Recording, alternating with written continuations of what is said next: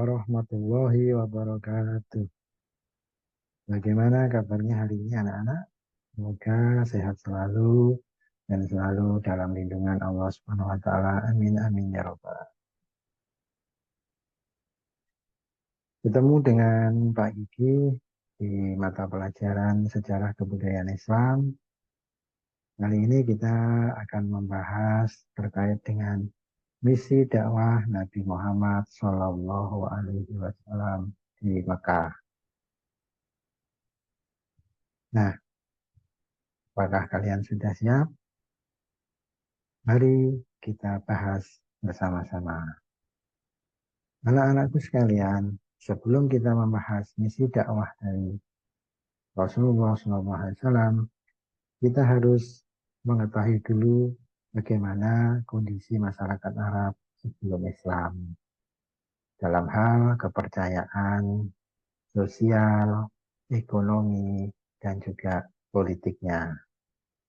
Mari kita bahas satu persatu untuk lebih jelasnya dan lebih mudahnya kita belajar.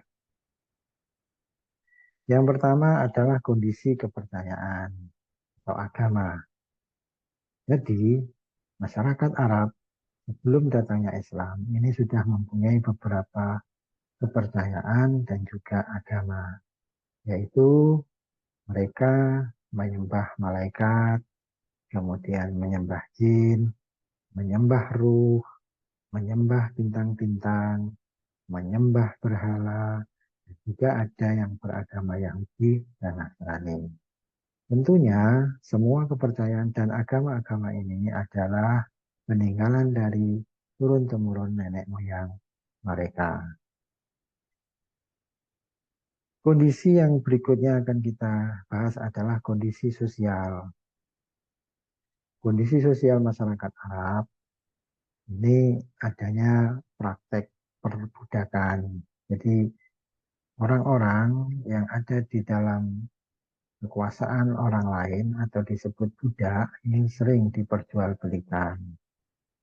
Kemudian ada juga praktek pelacuran, ada pembunuhan, terutama ini pada keluarga-keluarga yang mempunyai anak perempuan, di mana perempuan pada saat itu tidak dihargai, tidak ada manfaatnya dan dianggap tidak berguna karena mereka membutuhkan para lelaki untuk kebutuhan perang.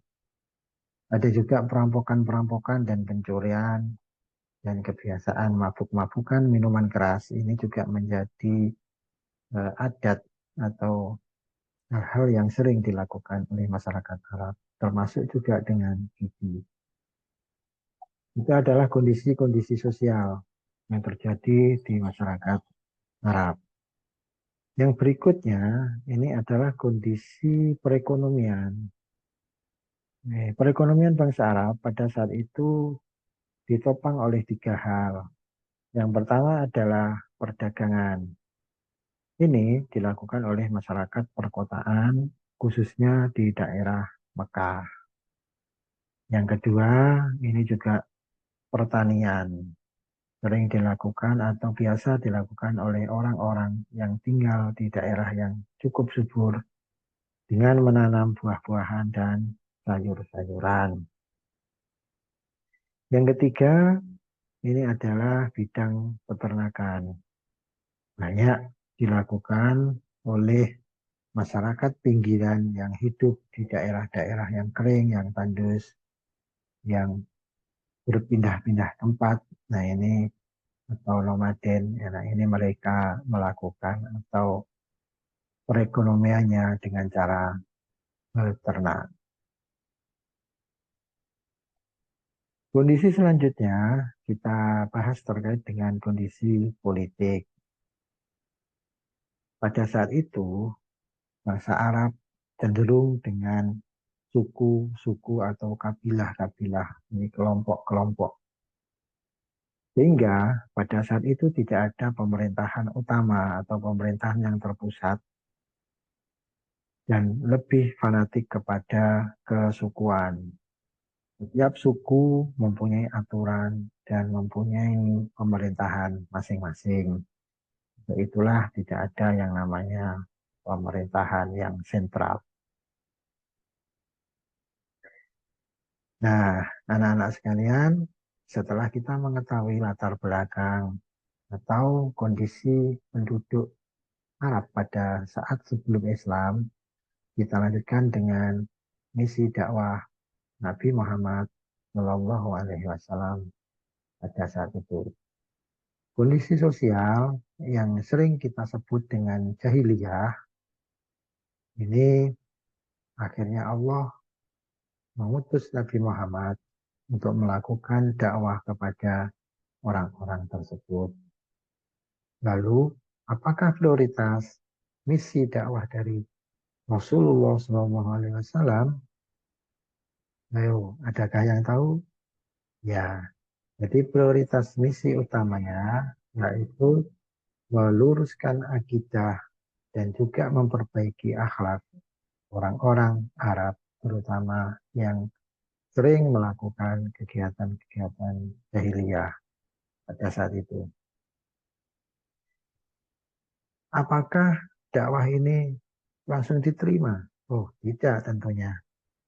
Jadi, dakwah Nabi Muhammad ini langsung mendapatkan respon yang sebagian besar masyarakat Mekah ini menolak. Dan hanya sebagian kecil saja yang menerima dakwah Nabi Muhammad. Untuk itulah, pada masa-masa permulaan dakwah, Nabi Muhammad SAW melakukan dakwah dengan cara sembunyi-sembunyi, terbatas pada keluarga dekat dan juga para sahabat. Tantangan, rintangan ini juga datang dari keluarga Nabi Muhammad sendiri yang menjadi tokoh dari kelompok kafir Quraisy. Di antaranya adalah Abu Lahab, Abu Jahal, dan yang lain-lainnya. Namun demikian, dengan segala keteguhan hati, dengan jiwa yang tanpa kenal menyerah, lambat laun, dakwah Nabi Muhammad ini menjadi berhasil dan sukses. Tentunya tak lepas dari sifat-sifat dan jiwa yang luar biasa dari Rasulullah SAW. Di antaranya, beliau menjadi teladan, melakukan setiap apa yang disampaikan atau yang diucapkan langsung, sehingga menjadi contoh bagi masyarakat pada saat itu. Memiliki hati yang bersih, yang bijaksana, ini menghadapi segala sesuatunya dengan sabar dan lembut.